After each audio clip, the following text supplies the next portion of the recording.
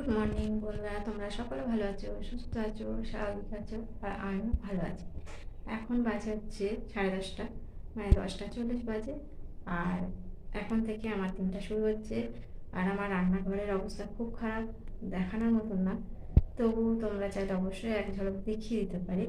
চাইলে মানে আমি দেখাতে চাইছি আর একবার, মানে মোটামুটি অর্ধেক কাজ বাজ হয়ে গেছে।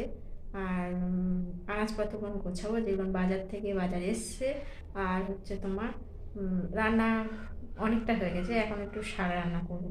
এটাই হচ্ছে আজকে রান্না করেছি, চিংড়ি মাছ আর টমেটো আলুর তরকারি আর একটা শাক। শাকটার নাম জানি না, শাকটা বহুত দিন হয়ে গেছে, শুকিয়ে গেছে। যে তোমাদেরকে দেখাবো যে এটা কী শাক বলো, সেটাও আর দেখাতে পারবো না।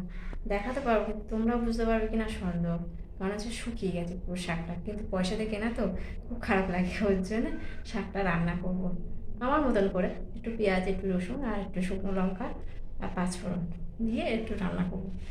এইভাবে রান্না করে জানি না খেতে কেমন লাগবে। যদি ভালো লাগে তাহলে অবশ্যই আবার কিনে এনে খাবো, আর তখন তোমাদের কাছে জেনে নেবো শাকটা কী শাক। চলো ভিডিওটা দেখতে থাকো, আশা করি অবশ্যই ভালো লাগবে তোমাদের। এই যে তোমাদের দেখিয়ে দিলাম রান্নাঘরটার অবস্থা কী। ঠিক আছে, একা হলে যা হয়, সব দিকে তো আর সামলানো যায় না। সেই কারণে রান্নাঘরটা ওই অবস্থা, ওরা সবাই বেরিয়ে গেছে, এবার আস্তে আস্তে গোছাবো। গুছিয়ে নিয়ে এবার আস্তে আস্তে চলে এলাম এই যে ঘরের ঝোল জ্বালতে। ঘরের ঝোলগুলো না মাঝে মধ্যে একটু যদি হাত নাড়িয়ে নাড় ঝাড়া হয়, খুব বাজে অবস্থা। আর সামনে আছে আমার একটু অনুষ্ঠান, মানে ছোটোখাটো, ঘরে নিয়ে দুই একজনকে ডাকার জন্যে। মেয়ের সামনে জন্মদিন, তাই দুই একজনকে ডাকা, তাই একটু শুনে ঘর দুর্গুলো একটু সময় ঝুল ঝেড়ে নিচ্ছি। দেখতেই পাচ্ছ এই সেই কোনাগুলো না কেমন রঙগুলো চটে চটে যাচ্ছে, তাই ঝরেও পড়ছে। বেশি দিতে পারি না, যার জন্য ঝরে পড়েই যায় একেবারে। এই হচ্ছে ব্যাপার। আচ্ছা, কাজ মানে অনেক কাজ, দুই একজন মানে সেই দুই একজন আসলেও তবু তো ঘর দুগুনকে একটু পরিষ্কার পরিচ্ছন্ন তো করতে হয়, সেই কারণে। আর জানি না তোমাদের কার কি ঝুল ঝাড়তে কেমন লাগে, আমার না ঝুল ঝাড়াটা বেতাল কষ্টের কাজ। ঝুল ঝাড়তে গেলেই মানে কি বলবো, ঘাড় যন্ত্রণা করতে থাকে, মাথা যন্ত্রণা করতে থাকে, বেশিক্ষণ উঁচু করে তাকিয়ে থাকতে পারি না। আর এই যে সরঞ্জাম বল, তুমি ভাবছো হয়তো যে এত কেন সবজি কেটেছে, এই তো রান্নাবান্না হয়ে গেল দেখালো, তবে কেন এই সবজি।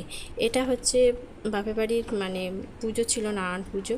সেই নারায়ণ পুজোয় মানে প্রসাদ তৈরি হবে, সেই প্রসাদের জন্য এইগুলো তৈরি করা। আমি যতটা পেরেছি রাত্রিবেলা কেটে কুটে গুছিয়ে রেখেছি, সেই প্রসাদ তৈরি হচ্ছে।